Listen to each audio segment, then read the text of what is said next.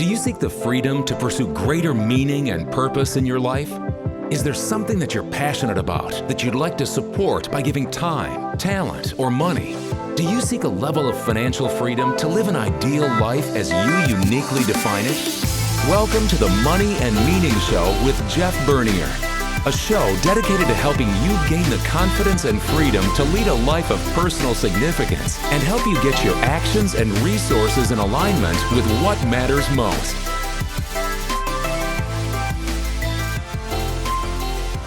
Hello and welcome to the Money and Meaning Show. My name is Jeff Bernier. I am your guide in these monthly discussions around money and meaning.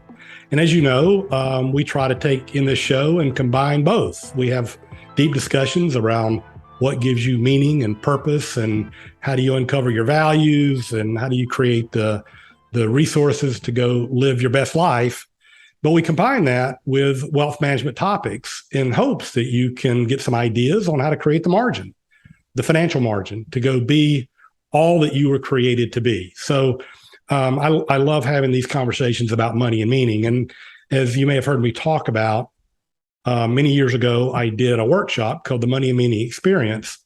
And in that workshop, we do values clarification exercises and all those kinds of things. And I've been working on that on my own again recently. And one of the values that I uncovered or reconfirmed was freedom. I love having freedom. And of course, in the pandemic, we all had to create ways to work remotely and to serve people from all different contexts. And so today you may notice I have a little bit different background. I'm working out of my home office. We had a few technology challenges in my office today. And so here I am working at my home office, which is obviously one of my contexts, because I want to be able to serve our clients from wherever they are and wherever I am. So this is a pretty good opportunity to do the show from my home office today. Having said that, in my home, my daughter lives with me, my son lives with me, 2 grandchildren live with me, and 3 pets. So if you hear dogs barking or kids crying in the background, I'm asking for a little grace today. So anyway, so thank you for joining me today. And I am really, really excited about today's show. You know, we go back and forth between some of these meaning and money topics. Well, today, I think you might hear a little bit of both, but I'm just so happy to have a special guest today, Carolyn McClanahan. I've met Carolyn on many, many occasions. She speaks at industry conferences. She is really an educator to the wealth management industry. I mean, she helps firms like ours learn how to deal with the intersection of both money and health. So she has some particular expertise. Carolyn has a wealth management practice down in Jacksonville, Florida, that also does what I would call deep discovery around meaning and purpose and life planning. And she could talk about that if she'd like. But she is a medical doctor. I was going to say a former medical doctor, Carolyn, but I guess you're always a doctor and you're still practicing at some level, just maybe not for profit. And I'll let you tell a little bit more about your story. But she, well respected in the industry. She on CNBC and major publications, Hardball, NPR, Washington Post, Wall Street Journal. She's an Investopedia Top 100 advisor. So anyway, she's very knowledgeable in the intersection of money and health. So welcome, Carolyn McClanahan. Thanks for joining me on the show. Oh, thanks for having me. Always fun to do things like this. Well, thanks. I know you do a lot of presentations and teaching. So thanks for giving us a little time today. So I love to start in all of these shows, just letting the audience get to know you a little bit. So tell us, if you wouldn't mind, just a little bit about yourself and your family.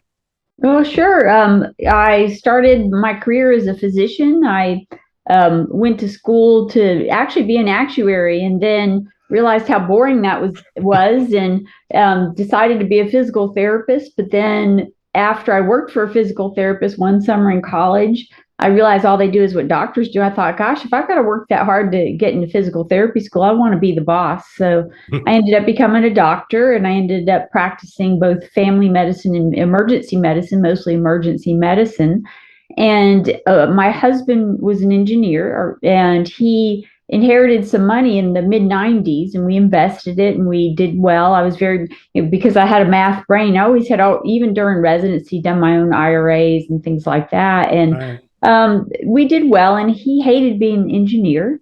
So we tried to find a financial planner to help us decide whether that little pot of money that we had turned into a bigger pot of money was enough for him to change careers. He wanted to be a track coach and a photographer, and neither of those bring in much income, if any income. And I said, I'm not going to take care of you, so we got to make sure that your little pocket of money is enough for us to make that change. And we tried to find a financial planner. This was back in 2000, and the problem was they all said they did financial planning, but in reality, it was all about investment management or selling products, and so it wasn't what we were looking for. We were in our mid-30s at the time, and too early to retire, but wanted to make sure that he could do what he wanted to do. So I went back to school for fun to learn about financial planning just for us. Yeah. Yeah. And then I fell in love with it. And I saw this huge need for people getting real advice, not just investment management. And so I created my firm, Life Planning Partners, and the focus is life planning, because it all goes together. And that's why I love what you're doing there on the meaning of money, because, money is the tool. It's not the object. And making certain that you have all your ducks in a row together so that you can live a great life, to me, is the importance of financial planning. And so as a doctor, I just fell in love, and I loved being a doctor. I loved patient care. Didn't quite so much love the business of medicine. And when I started financial planning, I ended up seeing all these intersections about how health affects finances and health and affects financial planning. And I put together little fun talks for my study groups and other NAPFA members.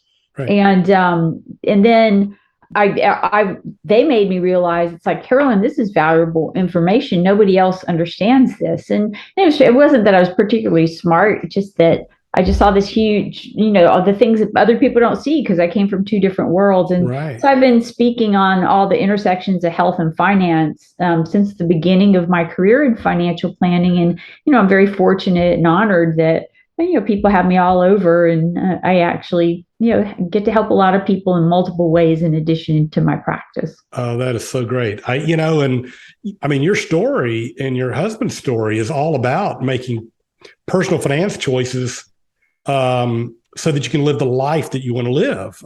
Right. You're the poster child for being thoughtful about your life plan, and then building a financial plan to support the life plan.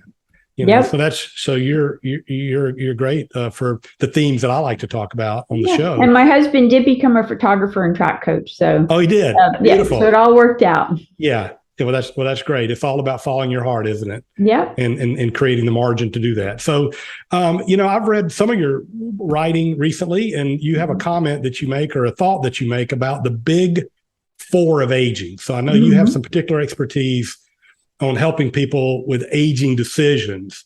And so when you talk about the big four decisions in aging, can we talk a little bit about what those are and any thoughts you have on those? Yeah, as we age, people don't realize as they age that they're slowing down, or they don't want to admit that they're slowing down, and they're not able to do as much as they used to do. And everybody loves their life. I'm facing this now. We live in this wonderful home with a big yard, a lot of upkeep. And, at some point, it's going to be tough to take care of it. And too often people stick their head in the sand about what I call the big four of, when are they going to move in a more aging appropriate place? When are they going to get help with financial decision making? Because even, a large number of people end up, if you live a long time, you have a much higher risk of dementia. But even if you don't get dementia, as you get older, your ability to make difficult financial decisions is challenged. And so it's always good to have somebody looking in behind you, or somebody who can step up the day you're recognizing, or they're recognizing you can't do it well anymore. And then when to get help with healthcare decisions. So same thing, as you get older and you get more health problems, it's a lot to take in, especially if you get a serious diagnosis. So having a healthcare surrogate as a backup to help you make healthcare decisions. And finally, the hardest one for a lot of people, depending on where you live, is when to quit driving and give up the keys. And so having a transportation plan.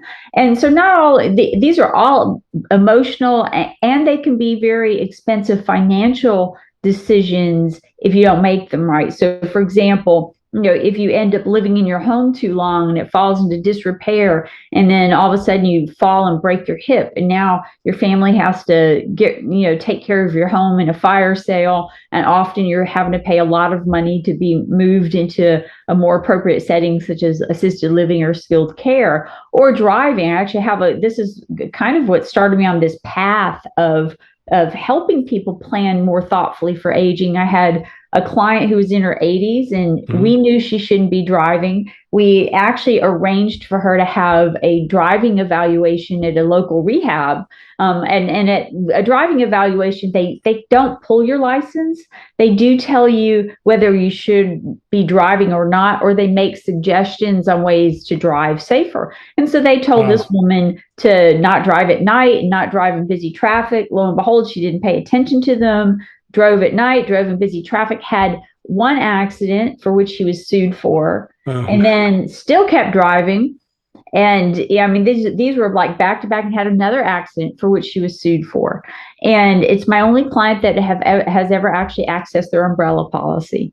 So yeah. And so that really got me on a mission of making people, when you're young, if you think through what your plans are going to be, and you become familiar with, okay, when people say I'm not driving safely anymore, here's my backup plan. So having thought through all the different things and what you need to do will help you make the best decisions when the time actually comes to do that.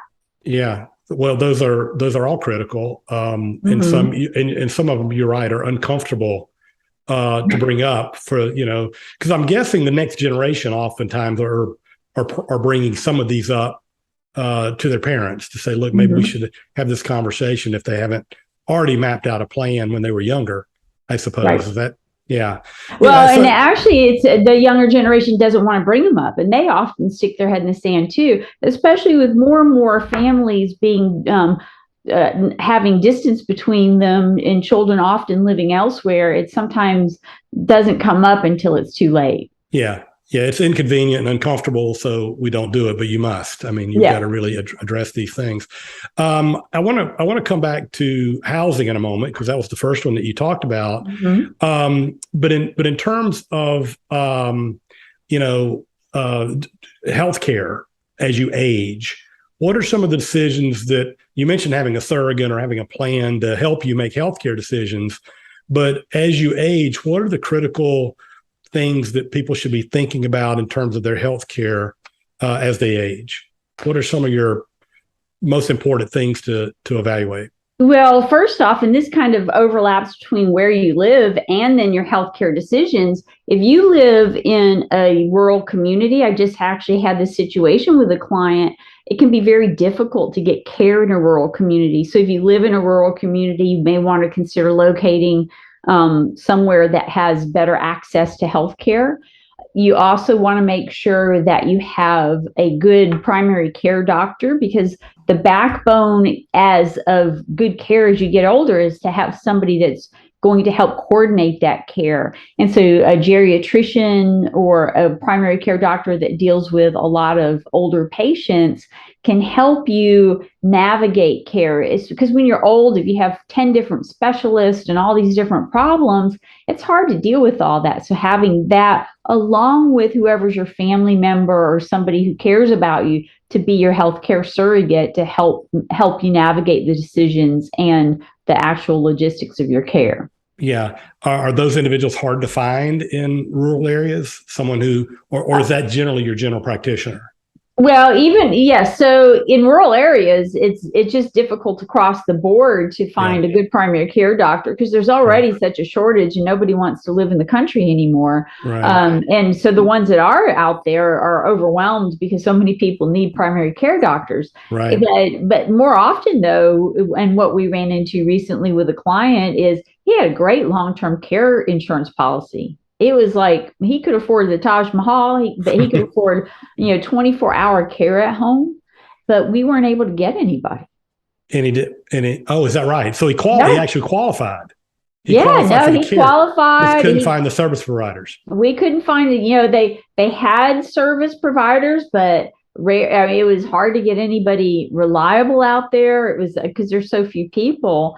And so he ended up having to move into a facility when he didn't want to because we couldn't get care any other way. Yeah, that's unfortunate. So we could do. I know we could do probably 2 shows on healthcare. And again, I know you have a lot of strong feelings about potential ways that our healthcare system is broken and how to navigate it. Yeah, we don't have time to go there today, but I know I've seen you speak on that, and I know you're passionate about it. And I know that you are not only passionate, you're an advocate for a better way and better things. And I appreciate that because I think it's a great gift. Let's talk a little about where you live.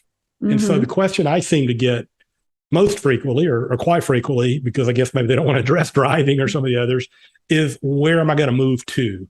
I didn't even think about some of the issues you talked about in terms of just the actual home not being livable because it's too big or too much to keep up, or might even have risk if it deteriorates.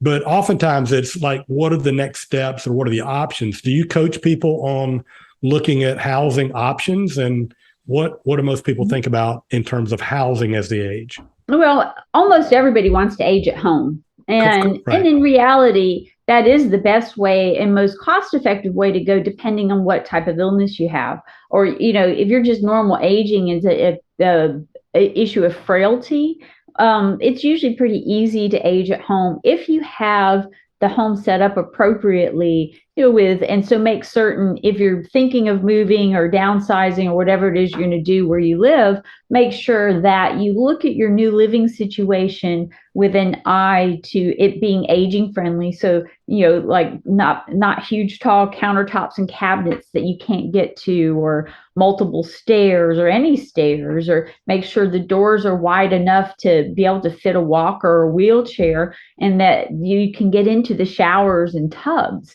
And so and we actually encourage clients to start thinking about this in their late 50s, early 60s, because that's when most people are considering, what am I going to do? Like when I retire, when I quit working. Yeah, kind of empty nester phase. Yeah. Yeah. And so once they start hitting that situation, is if you are going to move, make sure any move is into something that has the potential to be aging friendly if it's not already aging friendly. And there's a whole list. Mayo Clinic has a great list of how to make a house aging friendly. Now, the other consideration, though, is if you are a healthy person and you're going to live a long time, you do have a high risk for dementia. Right. And a lot of people say to their families, I want to stay in my home no matter what. And the problem that you get into is if you have dementia, it can become very unsafe, not only for you as the patient, but also for the caregivers. And because you could burn down the house, you could escape. I mean, we see the silver alerts. That's what they call them in Florida. I don't know if that's what they call them everywhere. Florida's a lot of older people, of course.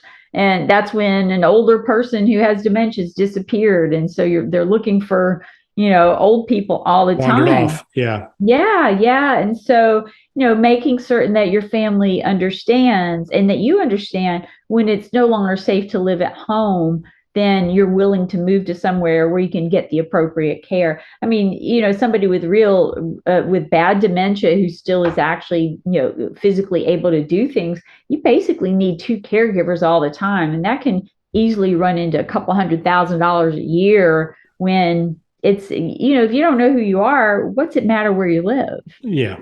Good. Yeah. Well, those are important lessons, and difficult again to talk to the next generation about, or even for the parents who may be suffering, but they're obviously critical because you love them and you care about them and you want them to be comfortable. Well, so I want to bring up an important point here on those conversations. Yeah, is please. People wait till it's too late. And the best time to have these conversations is when your parents are in their like early 60s. Or if you have clients that are in the early 60s, face that conversation while everybody's well, because it's so much easier until somebody actually is having significant issues and they're already on the defense and they already know, gosh, I'm going to have to give up the life I've known, and they don't want to face it. So it becomes a much harder conversation. Yeah. Well, let me ask you a question. Do you and your firm facilitate those kind of conversations or meetings, or you just encourage them and then check in with them? No, we absolutely do. We have family meetings, and so it's one of our agenda items when Is people it? hit that age, or if there's something that has happened. I mean, because some people, if they have significant health issues or other factors, you could start those conversations when people are in their 50s is actually the better age to do it. But definitely when people are in their 60s, and just laying out, we meet, it's a great way to do intergenerational planning. Right. That if you invite the kids in on this conversation, they're so appreciative because you've opened up the can of worms that they didn't want to address. Yeah, yeah. Well, that's interesting. I just yesterday I was meeting with a client and we were talking about their retirement assets, and obviously the rules have changed in terms of IRAs for the next generation, and we talked about the importance of tax planning for the next generation. And so they ask about the family meeting. Should we have a family meeting? And clearly, this should be an agenda on the family meeting. Is how do we deal with these these things? That's very helpful. And you document the discussion and you summarize in a memo of some type to everyone. Here's what we talked about, and obviously you keep that on file. I'm guessing, so that you can be a resource to them. Well, that's really helpful. In the remaining time, do you mind if we talk a little bit about? You mentioned long-term care insurance, and an individual that had long-term care insurance, and so he was well funded because these are, you just mentioned $200,000 a year or a number for some of these types of places that they might live. How do people finance it, and what is your view of insurance to help with that? Well, so first off, that $200,000 number is for 24-hour home care. And right.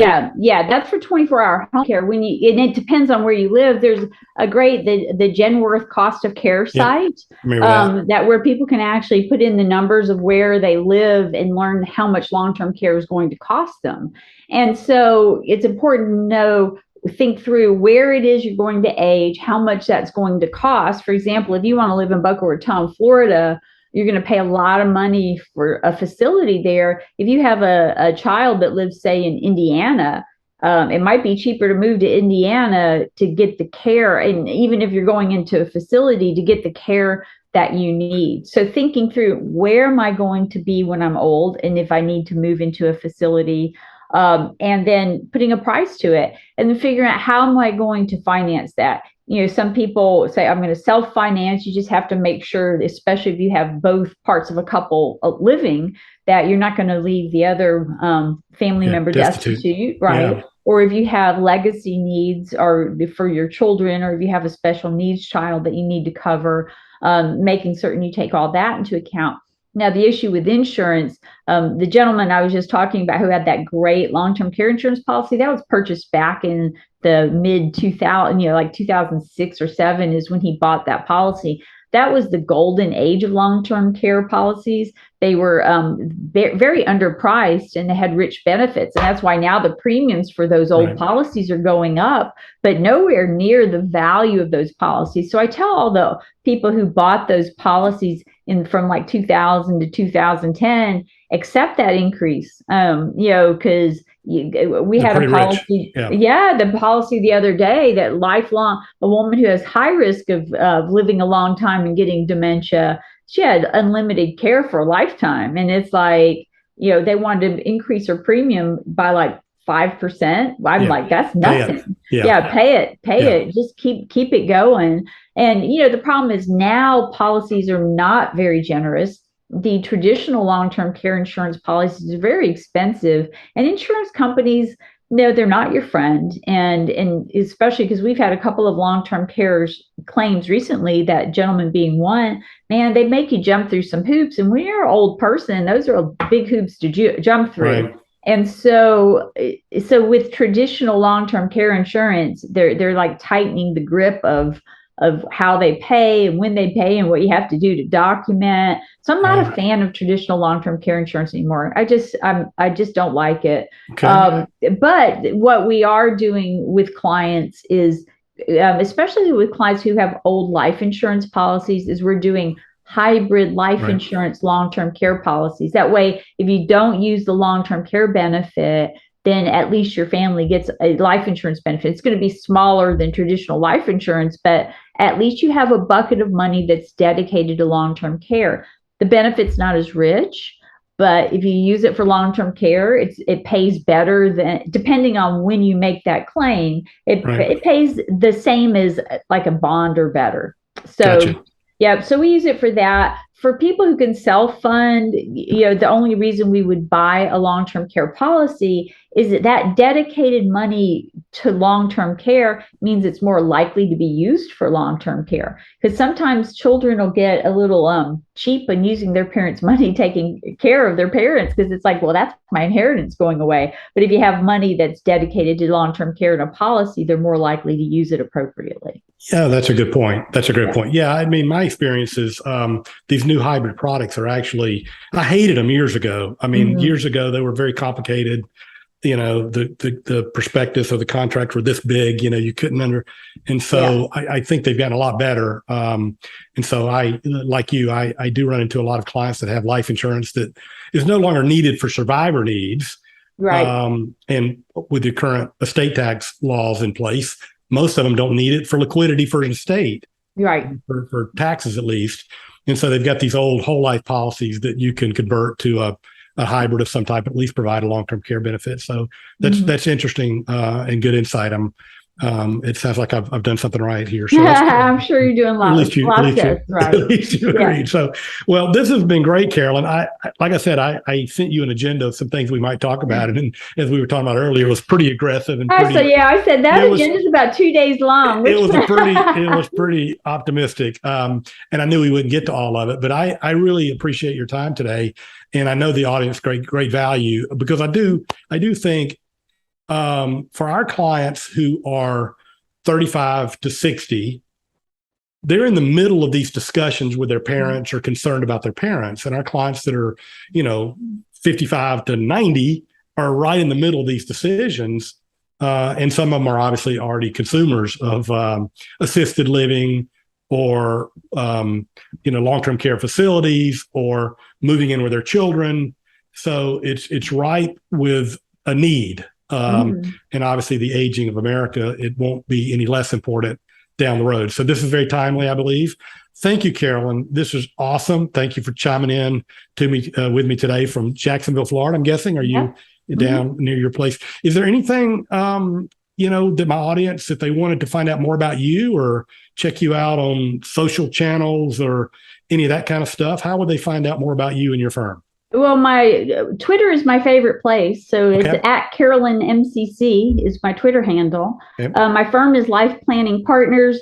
I don't do my educational stuff so much on my firm site, but I do have a personal website, CarolynMcClanahan.com. I could be better with it, but it keeps up with my latest speaking engagements and things like that. So excellent. Well, thank you so much today. It has been a pleasure for me, and I appreciate your joining us. And hopefully, I'll see you at a conference soon. Great being with you. And thank you again for joining us today on the Money and Meaning Show. I hope you found today's meeting of value or discussion of value. I'm sure I did.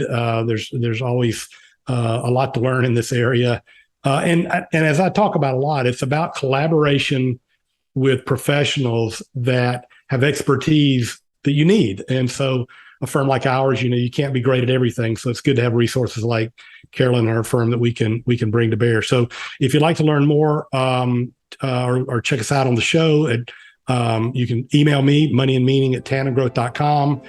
You can check out the podcast on Spotify, iTunes, or tandemgrowth.com. And thanks again for your time, and hope you found it useful. Have a great day. Thank you for listening to the Money and Meaning Show with Jeff Bernier, a show dedicated to help you gain the confidence and freedom to lead a life of personal significance and help you get your actions and resources in alignment with what matters most. We would love to hear from you. If you have any questions for Jeff or comments on the show, feel free to reach out to us at moneyandmeaning@tandemgrowth.com, or you can find us on the web at www.tandemgrowth.com. Jeff Bernier is the President and Chief Investment Officer at Tandem Growth Financial Advisors, LLC, an SEC-registered investment advisor. This show is a production of Tandem Growth Financial Advisors, LLC.